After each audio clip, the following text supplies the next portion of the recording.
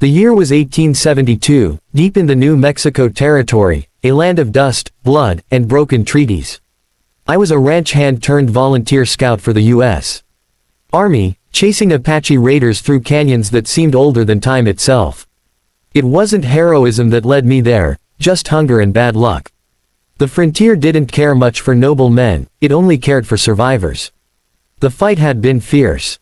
We'd cornered a small Apache band near the foothills, gunfire echoing against the red rocks. When the smoke cleared, most of them were gone, dead or scattered. The soldiers cheered like it was some grand victory, but all I saw were lives torn apart. A few days later, at Fort Stanton, the captain called us into the courtyard. The men lined up, dust on their boots, pride in their eyes. For bravery and service, the captain said, each of you will receive a reward. I wasn't expecting gold, but I wasn't expecting what came next either. 2 young girls, maybe 16, maybe younger, were brought out by a soldier. Their hands were bound with rawhide rope. They were twins, their faces the same yet marked with fear and exhaustion. This man gets these 2, the captain announced. Apache twins. Belong to the raider chief we killed.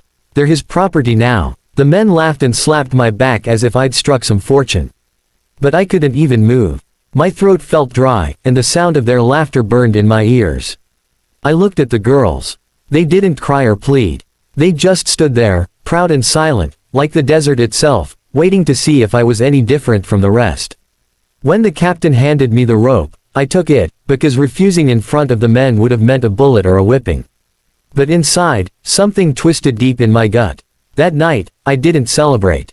I sat by the campfire with those 2 girls beside me, wrapped in a thin blanket, staring into the flames. I tried offering them bread, but they wouldn't touch it. One whispered something in her own tongue, soft, broken words that I couldn't understand. I remember thinking how small they looked under that vast sky, the stars burning cold above the desert. These weren't trophies of war. They were children, daughters of a people who'd lost everything. When morning came, I saddled my horse and loaded what little food I had. We're leaving, I told them. They followed silently, barefoot in the sand, their faces streaked with dust and moonlight. We rode away from the fort, the sound of hooves fading into the wilderness. I didn't know what I'd do or where I'd go, only that I couldn't let the world turn them into slaves. And as the first light of dawn touched the horizon, I knew one thing for certain. This wasn't a reward. It was a test, and I wasn't about to fail it. By the second sunset, we reached my small ranch at the edge of the Pecos River, a lonely patch of land surrounded by cottonwoods and silence. The air smelled of horses and dust, and the wind carried the scent of rain from far-off hills.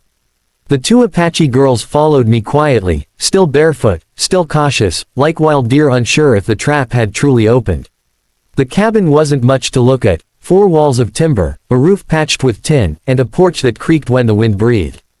But it was safe. I untied the rawhide from their wrists and stepped back. You're free to move, I said gently. They didn't answer, only stared, as if my words were a language they'd never heard before. Inside, the fire cracked weakly in the hearth. I handed them blankets and pointed to a small corner by the wall. Rest there. Food's on the table. One of them, the taller of the 2, looked at the bread like it might bite her back. The other, younger by minutes but more defiant, stepped forward, tore a piece, and handed it to her sister before taking one herself. They ate in silence, glancing up at me between each bite.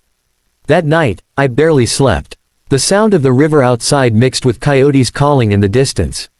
I kept thinking about what the captain said, a reward. The word felt dirty now. I'd fought men before, but never my own conscience. At dawn, when the sky turned from violet to pale gold, I stepped outside to fetch water. That's when I saw her, the younger one, running through the field toward the tree line. She was fast and desperate, her long black hair streaming behind her like a flag of freedom. I didn't chase her. When she realized I wasn't following, she stopped, turned around slowly. Her chest rose and fell with each breath, her feet bleeding from the stones. I walked toward her calmly, hands raised. I won't stop you, I said quietly. You can go. But if you stay, you'll have food. Shelter. No chains. Her eyes searched mine for a long moment, dark, guarded, but curious. Then, to my surprise, she walked back toward the cabin.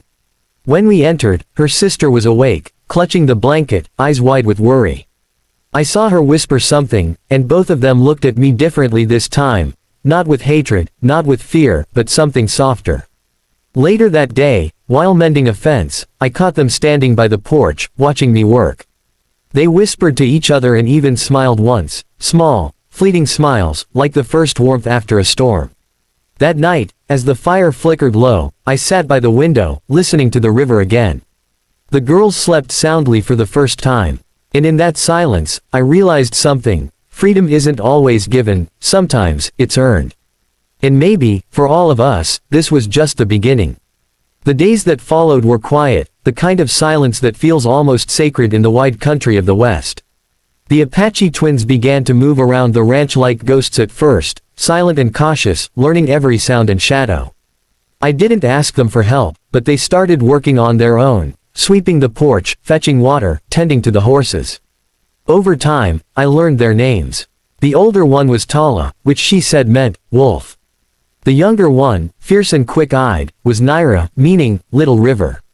Fitting names, I thought, one calm and watchful, the other wild and untamed. It took nearly 2 weeks before they spoke to me without fear.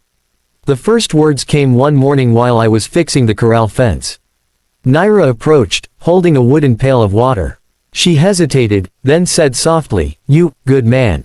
Her voice trembled like a leaf. I looked at her, unsure how to answer. "I try to be," I said. "Out here, that's all a man can do." From that day on, the wall between us began to crumble. They started teaching me Apache words, laughing when I mispronounced them. In return, I taught them a few English ones: horse, son, home. Slowly, laughter replaced silence in the small cabin. One evening, the three of us sat by the fire while the desert wind howled outside. Tala hummed a soft tune, a lullaby, maybe, from her tribe. It was haunting and beautiful. Naira joined her, and for the first time, I felt peace settle in the room like a warm blanket. But peace never lasted long in those lands. A few days later, I saw a dust trail on the horizon, riders coming from the fort. The army patrol. My stomach sank. They weren't supposed to be here. I told the twins to stay inside while I went out to meet them. 3 soldiers rode up, one of them the same officer who'd handed me the girls. He looked smug, chewing on a piece of tobacco. "Jackson," he said, "word got around you've still got those Apache slaves. The captain wants them back." "They're not slaves," I said evenly. "They're free." He spat on the ground. "Ain't your choice, cowboy. Orders are orders." My hand went to my revolver, but I kept my temper in check. "You tell your captain," I said, "if he wants to come take them, he'll have to ride through hell to do it." The soldier's smile faded. He looked at me long and hard, then turned his horse. "You'll regret this, Jackson," he muttered. When they were gone, I stood there for a long time, heart pounding like thunder. Inside, Tala and Naira waited by the window, eyes wide with fear. "They won't take you," I told them firmly. "Not while I'm breathing." That night, as the stars burned bright over the desert, I realized the truth. Somewhere between mercy and defiance, I had found something worth protecting. They weren't my burden anymore. They were my family. Spring came quietly to the Pecos. The hard wind softened, the mesquite trees bloomed, and the river ran clear again. Life on the ranch had settled into a rhythm, the horses grazing by dawn, smoke rising from the chimney at dusk, and the sound of laughter echoing where once there had only been silence. Tala and Naira had changed the place. It wasn't just a ranch anymore, it was alive. They painted patterns on the cabin walls, sang in their language while cooking, and braided the horses' manes with tiny desert flowers. For the first time in years, the air felt light. But peace in the West was always temporary. One afternoon, I spotted a column of dust rising from the far trail, riders again, 5 this time. The same officer leading them, his blue coat glinting in the sun. I felt the weight of my revolver on my hip and the weight of my promise heavier still. They stopped at the gate, dust settling around them like smoke. The officer called out, "Jackson, the army's come for what belongs to the government." I walked forward slowly. "Nothing here belongs to you." He sneered. "You're protecting savages. That's treason." I stood tall, my voice steady. "No, it's humanity." The silence that followed was thick and dangerous. Then he dismounted, reaching for his pistol.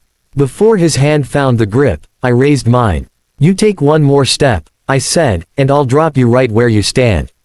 The wind howled through the valley, carrying the sound of the river like a whisper. The officer hesitated. He saw something in my eyes, not defiance but conviction. After a long moment, he turned back toward his men. "We're done here," he said. "Let's ride." As their horses disappeared into the distance, my knees weakened. The fight had been won, not with bullets but with courage. That evening, the twins stood by the fence, watching the sunset paint the sky in crimson and gold. Tala turned to me, her eyes shimmering. "We go home now," she said softly. "Our people wait." Naira stepped forward and placed something in my hand, a small pendant carved from bone, shaped like a wolf. "You kept your word," she whispered. I wanted to stop them, to tell them they didn't have to leave, but the words caught in my throat. Freedom wasn't a gift you could hold on to, it was something you had to let go. They mounted their horses, looking back one last time. The wind lifted their hair, carrying their voices into the open plains, a melody both sad and beautiful. When they disappeared beyond the hills, I sat on the porch as twilight fell. The pendant gleamed in my palm, warm from the sun. Maybe I hadn't changed the world. But for 2 lives, maybe 3, I'd made it a little less cruel. And as the stars returned to the desert sky, I whispered to the quiet land. They were never mine to keep, only mine to free.